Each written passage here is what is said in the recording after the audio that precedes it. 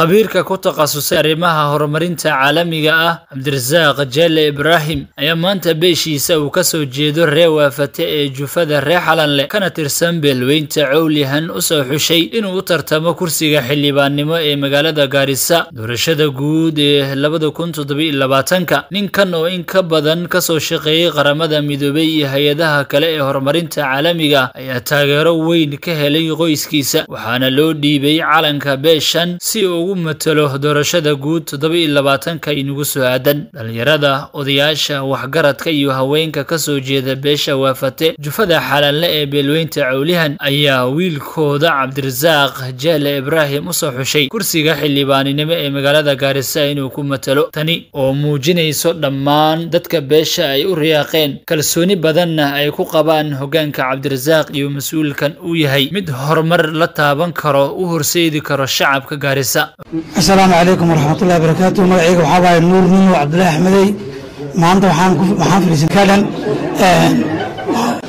وأنا أقارن عدي جيلة وقلت هذا المحشمة وقارس تاونشيب وأنسكاف قرنا عدي سي رايحان الله ويقاذن وحان أسكتين إن شاء الله دولار في وفتي لنا قارس إن شاء الله. أنا مغعيق وحالي وصول برا أحمد وراها قيم بيان ما أنت باش تسكو مالين آدي بيقوم حسنين xalfadan aan maanta meesha isku imaanay waxay ku saabsan tahay wiilka yarka ah Cabdi Jeelle yaa soo hawooday Cabdirasaaq ini Gaarisa Township buuga marka haddii aan tulkiisii ama reerkii reexan la'aan nahay waxaan isku raacnay inaan ilaahay baa kuurnay wiilka aan soo dhaafino oo walaalahana reer waafate aan u keenno oo insha Allah haddii ilaahay yiraahdo ilaa meesha u dambaysa aan geyno. Cabdirasaaq Jeelle Ibraahim oo leh khibrad caalami ah shacbiyad badanna ku leh gudaha dalkani Kenya ayaa hadda si rasmi ah ugu soo biiray tartanka doorashada guud ee 2027 waxa uu ballan qaaday in hoggaan cusub waxqabad horumar iyo hufnaan loo dhan yahay oo ka heli doonaan shacabka Gaarisa Township xilligan oo doorashada guud ee 2027 ay bilaabanayso. Cabdirasaaq Ibraahim kadib markii beeshiisa waafate jufada Xalanle ee uu ka helay taageero iyo kalsooni waxa uu doonayaa in uu tartan adag u galo siyaasiyiinta kale ee kursigan xildhibaannimo ee Gaarisa Township u haqal taagayo. munaasabadan waxa ay munaasabad aan codsi oo keensanayo tulkeyga qoyskeyga hoose reer Xalanle oo waxba ka maqneen oo maanta ayaan u yeeshay maanta inay ayka ay hooy raabti iyo raabo yihiin munaanteeda ayashe marka waxaan ahay wiilkiini waa Cabdirasaaq Jeelle in ay ka seenin malaha nin wajiga ku cusub iyo malaha ma jirto maanta saan filayo rag iyo dumar inta ka soo qayb gashay shirkan aad ay u mahadsantihiin codsi ayaan wataa hawa ayaa soo gashay hawadana in muddo ay iga dhex guuxaysay waa hawadaas oo mataqaana ku saleysan tahay inaan kursiga Gaarisa Township MP aan u soo istaago bulshaweynta Gaarisna mataqaana ay geysiin qoyska cidda mataqaana oo aan ka dhashay mataqaana ay geysiin kursigan hawadiisa waxay soo gashay waayo sababta ay ku soo gashay waxa waaye awalan waxaan fiiriyay aqoontayda waxaan qiimeeyay inta wadani aan soo maray nin waxaan yahay dalay dibad ka shaqeeyay adduunka maanta wuxuu ka kooban yahay ku dhawaad 7 qaaradood 4 qaaradood aan ka soo shaqeeyay 15 sano la shaqeynay hay'adaha kala duwan ee UN-ka iyo international development marka waxaan ahay qof oo development professional oriented muddo 15 sano ka badan khibrad ku leh inuu barnaamijyo baahida bulshada kaafinayso inuu daadiyo waxaana ku soo daadiyay wadamaha kala duwan sida Africa oo 14 wadan Asia ama sida Soomaaliga u tafsiiraan inaan Asia oo 8 wadan Europe-ka oo 2 wadan iyo South America oo mataqaana 2 wadan marka intaas wadan ayaan ka soo shaqeeyay Soomaaliya waxay dhaaday ninkii lugtiisa ama socodkiisa dheereeyo aragtidiisana way dheertay marka aragtideed aad bay u dheertahay amiga aan qabo waxaan waxaa ka horeeya khibradda aan leeyahay, waxaa ka horeeya way aragnimada aan leeyahay, waxaa ka horeysa mataqaanaa baahida maanta Gaarisa jirto sida aan fahansan yahay iyo sida aan u qaawan karo mataqaanaa inaan barnaamij baahida Gaarisa daboolay inaan keeni karo. marka isbedelkaas ay guuxaya sidaas ayaan mataqaanaa u soo hawooday hadii qofku ku soo hawoodana wuxuu ka soo bilaabaa reerkiisi. marka reebayaashay codsiga ninka idin soo dhiibay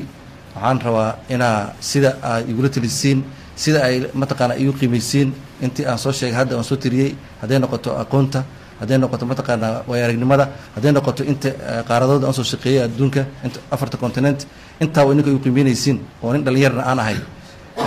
inaa mataqaanaa garab igu siisiin ama wixii talo ka soo jeedisiin oo aan ku qanacsanahay ninkan ay niga weynin. taageerayaasha Cabdirasaaq Ibraahim ayaa sheegay in soo xulistan iyo kalsoonidan maanta uu ka helay beeshiisa in bilow ay u noqon doonto waa cusub oo siyaasadeed oo ku dhisan midnimo iyo horumar waara.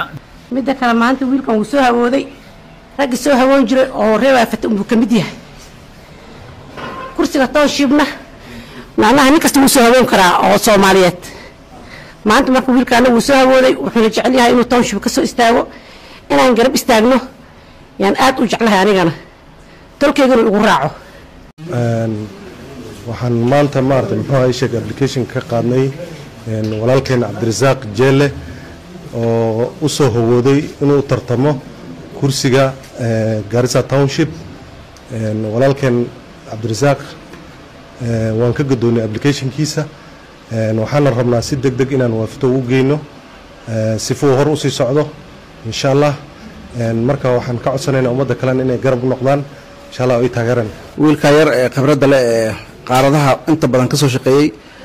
ayaa maanta soo hawooday wuxuu soo waday kursiga Township MP. annagana waxaan isku afgaranay inaan qaadno oo ehelkiisa kale reewaafta u geyno. reewaafta ay macnaha taladiisa qaadan wuxuu reewaafta kula talay ay qaadan uu ku qasban yahay annagana raaxal ahaan aan ku qasbannahay laakiin annaga maanta waxaan isku afgaranay inaan qaadno oo talkiisa u geyno. إن شاء الله وحن رجينا خير كلا كلمة. السلام عليكم ورحمة الله تعالى وبركاته. السلام عليكم ورحمة الله وبركاته. دمان حن سلام يا بلشوين الصومالي مركز جوان. نحن هاي قوس كمد روا فتي أو رايح لنا ده. ما أنت هنقول ناي ماشي الله تانا قدين. نحن لو جرتي ويل عندنا ناي وعبد الرزاق ديال ده. ويل كاصية سيد أمق لسين عد كيس وحوسه هودي كروس جارس وتانشيب كه. kuusiyasaan ognahay dhammaanteen Soomaaliyeed buu dhaxaya marka anaga haddaanahay qoyskiisii hoose oo reexan le aad baan u soo dhaweynay waxaan go'aansanay inaan maartay hiliyo hoola aan la garab istaagno qoysaskii nala dhashay reewaaftan aan u tagno aan ka codsanayno inay maartay arrinkaas ay nala soo dhaweeyaan na qaadaan taas baan maartay codsanayna Cabdirasaaq waxaan ku leenahay soo dhawow bulshada maanta joogto waxay u baahan tahay dhalinyarada adoo kale ayay kamid tahay soo dhawow baan ku leenahay kursiga insha Allah in ilaahay ku guuleysnayna. hogaamiyahan oo ka soo shaqeeyay 27 wadan oo ku yaala qaaradda Afrika, Aasiya, Yurub iyo Koonfur Ameerika ayaa sheegay in Garissa uu ku hogaamin doono casharadii uu halkan ka soo bartay waayo aragnimadiisana maadaama uu la soo shaqeeyay bulshooyin badan oo qaaradan ku kala nool. haddii loo doorto waxa uu ballan qaaday in Garissa Township uu ku hogaamin doono cadaalad, hufnaan, isla xisaabtan dhab ah iyo hogaankiisa uu noqon doono mid loo dhan yahay. gobashan waxaa noo dhigtay mushimo Cabdirasaaq baa gobashan noo dhigtay annagana waan ka ajibnay codsigiisana wuu soo jeedsaday codsigaas sida uu soo jeedsaday ayaan horta u aqbalaynaa. waan aqbalay codsiga uu noo soo jeedsaday Cabdirasaaq. waxaan leenahay Cabdirasaaq welcome ku soo dhawow rabitaankaaga iyo hawadaada ma hor istaagayno waan kugu soo dhaweynaynaa intaa ka bacdi haddii rabitaankiisa annaga aan aqbalay annaga walaalaan leenahay qows reewaafta sab kalaankii baan nahay reewaaftan ayaan u geynaynaa waxaan ka codsanaynaa inay nala qaataan wiilal kaloo ka soo horreeyana way jiraan wiilalkaasuu la mid yahay arrintan waan dhuuminaynaa waan hagaajinaynaa go-aankana reewaafta iskale isna wiil reewaafte